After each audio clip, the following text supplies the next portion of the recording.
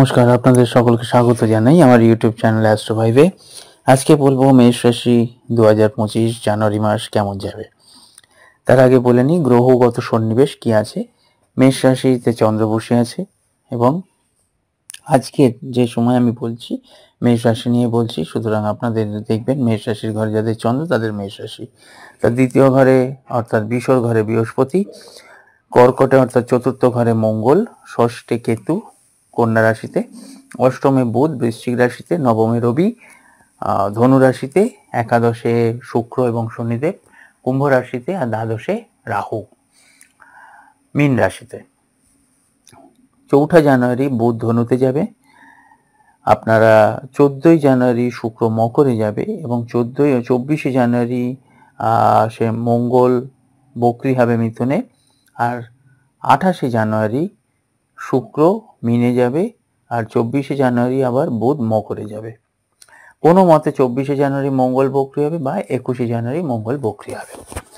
এবার আপনাদের স্বাস্থ্য সম্পর্কে যদি বলা যায় তাহলে আপনাদের যেহেতু রাশিপতি মঙ্গল নিচস্থ এবং বকরি হবে, সেহেতু আপনাদের হেডেক, মাইগ্রেন এসবগুলো বাড়বে, আপনাদের পেশেন্স কমে যাবে, আপনাদের কিন্তু হঠাৎ করে টানা পড়েন, একটা মাথা গরম হবে, শরীর স্বাস্থ্যটা যেহেতু প্রবলেম করবে সেহেতু সেই জায়গা থেকে একটা আপনাদের বাণীর দিকে মানে যে কথাগুলো বলবেন সেগুলো কিন্তু একটু রাফ হয়ে যাবে, কারণ বৃহস্পতি বকরি চলছে দ্বিতীয় ঘরে।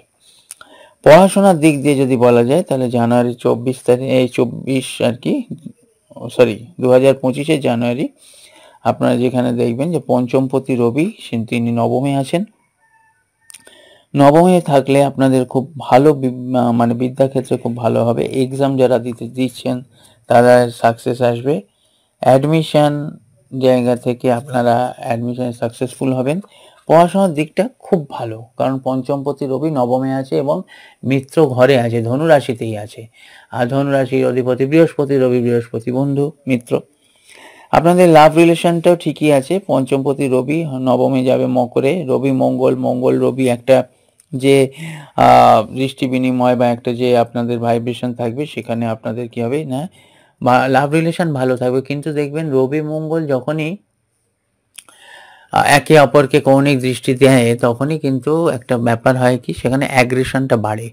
আর মেষ রাশি দেখবেন যারা প্রেম ভালোবাসা করেন তারা কিন্তু প্রেমিক প্রেমিকা সেই জায়গা থেকে অ্যাগ্রেশন অপোজিটের থাকবেই, এটা কিন্তু 100%। এই অ্যাগ্রেশনটা আস্তে আস্তে ঠিক হয়ে যাবে, আপনাদের আরও ঠিক হতে হবে 14 থেকে 22 জানুয়ারি দেখবেন উইদাউট এনি রিজন, কোনো কারণ ছাড়াই আপনাদের একটা চেঁচামেচি, একটা মানে মনোমালিন্য এটা হবে, এটা একটু কন্ট্রোল করে নেবেন আর সেই সময় একটু চেক করে নেবেন। এই সমস্ত কারণবশত ইন্ডিভিজুয়াল হরোস্কোপটা দেখিয়ে নেবেন, কারণ কখন কিভাবে চলবেন সেই একটা গাইডলাইন নেওয়া, এটা নয় যে হরোস্কোপ দেখালেই রেমেডি, সেখানে হাজার হাজার লাখ লাখ টাকা খরচা, সেটা নয়, আপনাদের ঘরোয়া উপায়েও আপনাদের প্রতিকার করা সম্ভব হয়। বিবাহিত জীবন যেটা দেখা যাচ্ছে, সপ্তমপতি শুক্র একাদশে আছে, কমফোর্ট জোনে আছে, শনিদেবের ঘরে আছে, 28 জানুয়ারি শুক্র মিনে যাবে, ঠিক আছে, কোনো অসুবিধা হবে না, লাইফ পার্টনারের উন্নতি হবে, আপনাদের বিবাহিত জীবনেরও উন্নতি হবে, অনেক নেগেটিভ পজিটিভ হবে, সমস্ত দিক দিয়ে কিন্তু বিবাহিত জীবনটা ভালোর দিকে যাবে। অনেকের ভালো অনেকের মন্দ এইসব দিকে যায়, কিন্তু সেটা অনেক সময় কি হয়, ধারণা হয় যে জ্যোতিষশাস্ত্র ভুল বা আমার তো হচ্ছে না বা কথা মিলছে না, তখন কিন্তু ইন্ডিভিজুয়াল হরোস্কোপটা দেখিয়ে নিতে হয়, কারণ এই যে বলা হচ্ছে এটা ইন জেনারেল গোচরকালীন গ্রহ সন্নিবেশের ফলাফল। এবার মেষ রাশির নবমপতি, এবার আসি ভাগ্য। নবমপতি রবি, রবি নবমে আছে, খুব ভালো হয়েছে, কিন্তু আপনারা 14 জানুয়ারি রবি মকর রাশিতে যাবে, 14 জানুয়ারি মকর সংক্রান্তি ওইটা যে হচ্ছে, সেই কারণে রবি মকর রাশিতে যাবে। এবার রবি মকর রাশিতে গেলে কি হবে, নবমপতি আপনার দশমে যাবে, কেন্দ্রপতি কোণে বা কোণপতি কেন্দ্রে, এটা রাজযোগ, ভাগ্যর দিক দিয়ে কিন্তু মেষ রাশি খুব ভালো ফল পাবেন। আর একাদশে যেহেতু শনিদেব আছে সেহেতু একাদশে ত্রিশরাইপতি খুব ভালো ফল দেবে।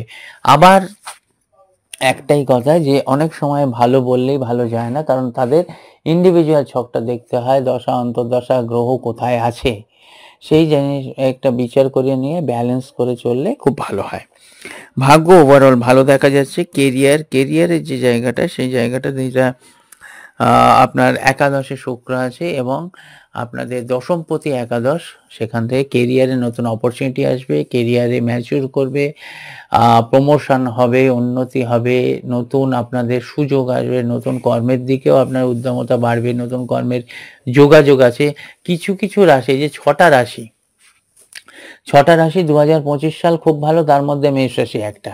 ভালো বললেই হবে না, ভালোর মতো করে কিন্তু ব্যালেন্স করে সেটা ঠিক করে নিলে ভালো হবে। সেই কারণে আপনারা যদি এই কেরিয়ারের দিকে মানে আপনাদের অ্যাচিভমেন্টের পূর্ণতা চান, তাহলে দেখিয়ে নেবেন। কারণ হ্যাঁ, ভাগ্যে আছে তা বলে করলাম না বা ও ঠিক আছে পেয়ে যাব, এটা নয়। সেই মতো কর্ম করতে হয়। হ্যাঁ? যেমন ধরুন ২ আছে আর ২ আছে ইকুয়াল টু আপনার 0 আছে।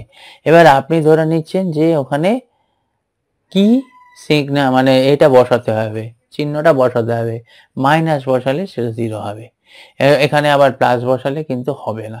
তো সেই জায়গা থেকে আপনার যদি একবার হরোস্কোপটা দেখানো যায়, তাহলে আপনি ঠিক করে নিতে পারবেন যে কিভাবে, কখন, কোথায়, কবে, কতটা আপনার পাওনা আছে, আপনি পাবেন।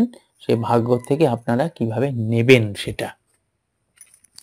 এবার যদি বিজনেস দেখা হয়, বিজনেস হচ্ছে সপ্তমপতি শুক্র একাদশে আছে, বিজনেসের দিকে খুব ভালো।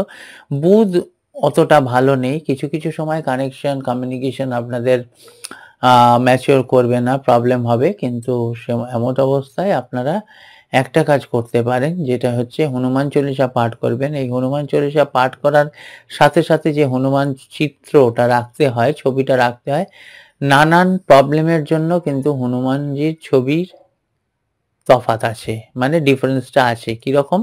না, আপনারা যদি ধরুন শরীর স্বাস্থ্যের জন্য হনুমান চল্লিশা পড়েন, তাহলে হনুমানজির হাতে দেখবেন ওই পাহাড় হাতে ওই ছবিটা রেখে পড়তে হয়। দ্বিতীয়ত, যদি আপনারা সুখ শান্তি বা উন্নতির জন্য করেন, তাহলে আপনারা দেখবেন পঞ্চমুখী হনুমানজি আশীর্বাদ করছেন বসে, দাঁড়িয়ে না, বসে আশীর্বাদ করছেন। সেটা দেখবেন হচ্ছে আপনাদের ওভারঅল উন্নতির জন্য। আরেকটা জিনিস হয়, যেটা কোর্ট কাছারি, মামলা মোকদ্দমা, নেগেটিভিটি, একটা স্ট্রেস, একটা টেনশন, এর জন্য যদি আপনারা কোনো মানে পজিটিভ ফল চান, তাহলে হনুমান চল্লিশা যদি পাঠ করেন, সেখানে দেখবেন হনুমানজি একটা নিয়ে আছেন, মানে আপনার পতাকা নিয়ে আছেন, এবং যেখানে লেখা আছে জয় শ্রীরাম, সে একটা লম্বা ডান্ডার ওপরে সে পতাকাটা আছে। এই জায়গাটা কেউ ডান্ডা বলেন, কেউ ঝান্ডা বলেন, যেটা এই হনুমানজি যে ঝান্ডা নিয়ে দাঁড়িয়ে আছেন, সেই ছবিটা আপনি রাখবেন, রেখে হনুমান চল্লিশা পাঠ করবেন।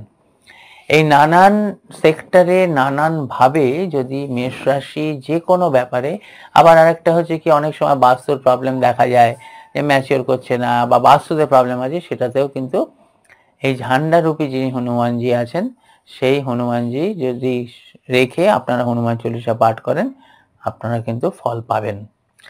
আর হনুমানজির ছবি রাখলে তার সঙ্গে কিন্তু শ্রীরামচন্দ্রের ছবি রাখতে হয়।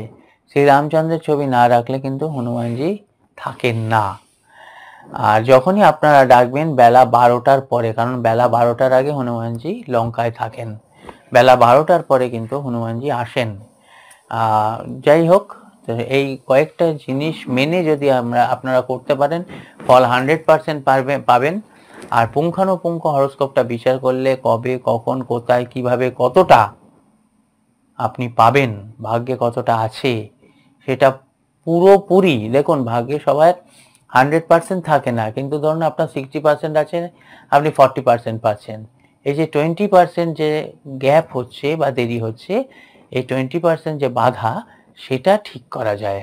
সেখানে 61%ও দেওয়া যায় না, আবার আপনাকে মানে যে 40% পাচ্ছেন সেটা করা যায় না, আপনার লেসও করা যায় না, গ্যাপটা পূর্ণ করা যায়।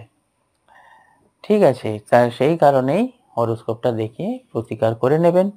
প্রতিকারের যে মাধ্যম আছে, নানান মাধ্যম আছে, কালার থেরাপি আছে, খাওয়া দাওয়ার মধ্যেও প্রতিকার করা যায়, রান্নাঘরে যে জিনিস আছে সেই জিনিস দিয়েও প্রতিকার করা যায়। সবসময় যে প্রতিকারের মাধ্যমে বিশাল অর্থ ব্যয় করতে হবে এটা নয়। আপনারা ভালো থাকবেন, আগামী ভিডিও দেখতে থাকুন। মেষ রাশি 7.5 শুরু হচ্ছে, সেই মেষ রাশি 7.5 নিয়েও আপনারা ভিডিও পাবেন। নমস্কার, ভালো লাগলে লাইক শেয়ার সাবস্ক্রাইব করবেন। ধন্যবাদ, ভালো থাকবেন, নমস্কার।